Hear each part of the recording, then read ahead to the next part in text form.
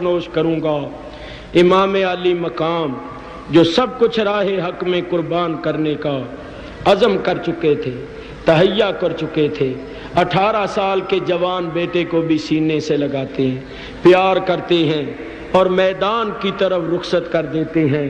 अली अकबर चले और ये पढ़ते हुए जा रहे थे, अना अली इब्नुल हुसैन इब्ने अली नहनु अहलुल बैत औला बिन नबी। मैं अली अकबर हूँ, हुसैन का फर्जंद, वो हुसैन जो अमीरुल मोमिनीन फातह खैबर हजरत अली के दिल बंद हैं।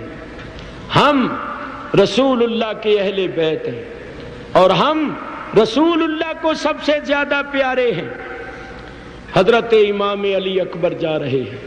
कौन जा रहा है? अली अकबर नहीं जा रहा था, हुसैन की जान जा रही थी। अली अकबर नहीं जा रहा था, माँ की कमाई जा रही थी, माँ की रूह जा रही थी।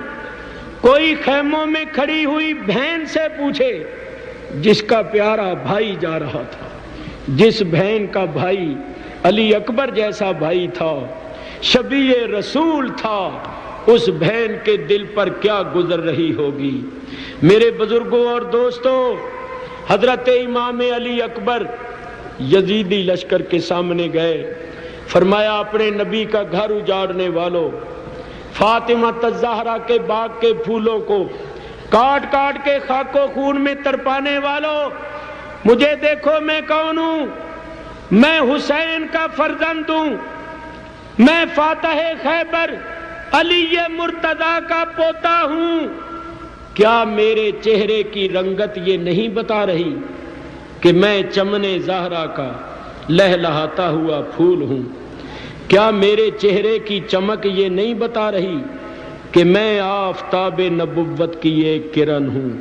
अपने नबी का घर उजाड़ने वालों, आओ मेरे खून से अपनी प्यास को बुझाओ। कोई तुम में ऐसा बहादुर है जो तन्हा मेरा मुकाबला करे?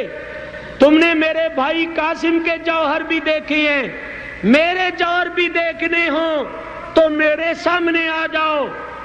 यजीदी लश्कर में एक पहलवान था जिसका नाम था तारिक बिन शीस।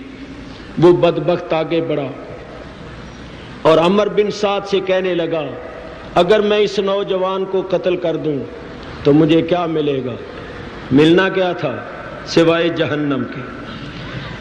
कहने लगा, मुझे क्या मिलेगा? अमर बिन साद ने कहा, अगर तू इस नौजवान को कत्ल कर दे तो मैं तुझे मूसिल की हुकूमत दिला दूंगा, तुझे सूबा मूसिल की गवर्नरी दिला दूंगा। कहने लगा, अमीर अपने अहद को याद रखना, मूसिल की गवर्नरी फिर मेरे सिवा किसी और को नहीं मिलनी चाहिए। अमर बिन साद ने कहा, अगर तू कत्ल करने में कामयाब हो गया तो मूसिल की गवर्नरी तेरे ही लिए। ये आगे बढ़ा तो अमर बिन साद ने हंसकर दूसरी तरफ मुंह करते हुए कहा, तू सामने जाकर देख किसके सामने जा रहा है। तू नहीं जानता ये कौन लोग हैं, इनकी रगों में किसका खून है। तू जरा सामने जाकर देख, तुझे तख्त मिलता है या तख्ता।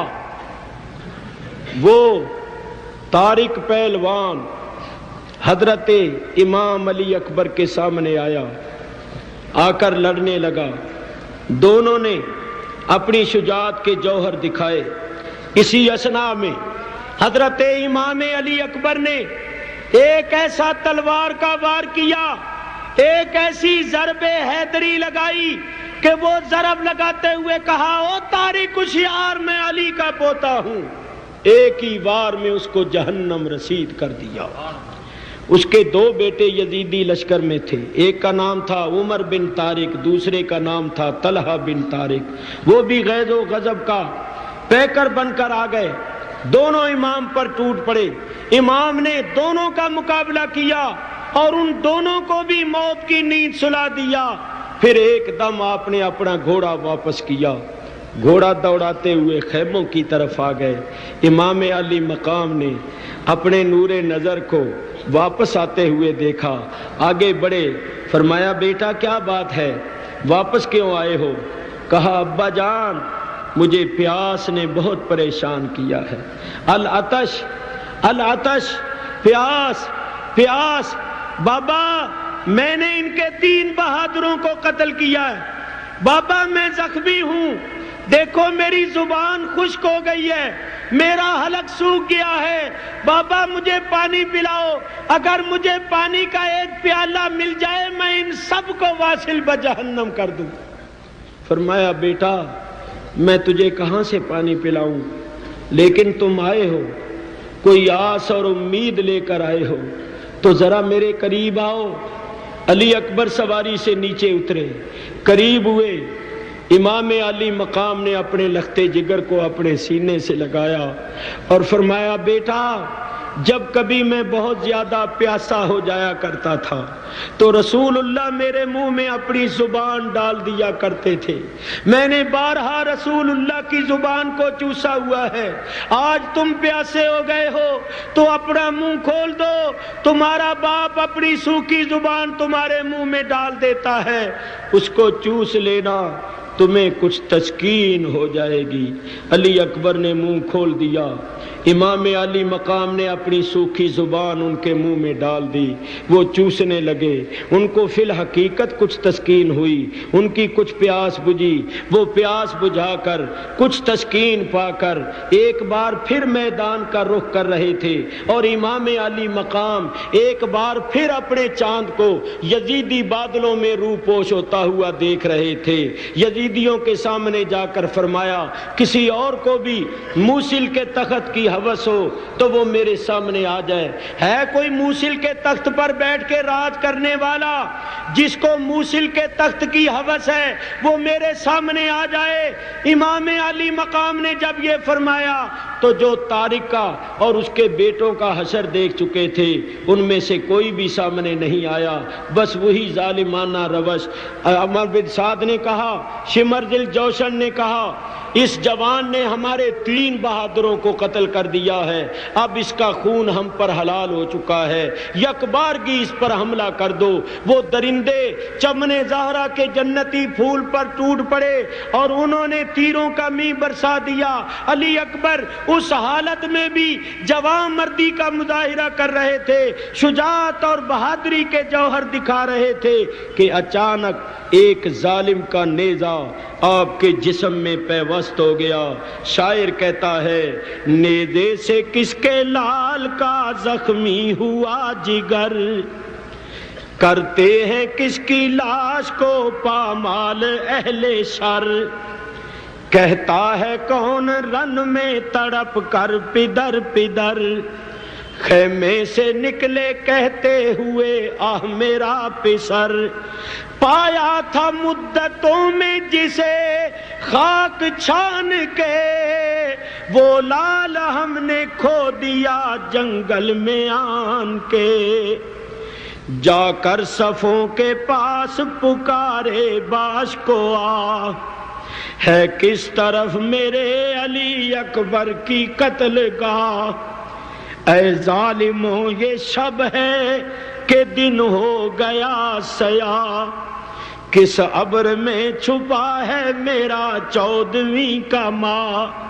بتلاؤ جان ہے کہ نہیں جس میں زار میں، زخمی پڑا ہے شیر میرا کس کچھار میں۔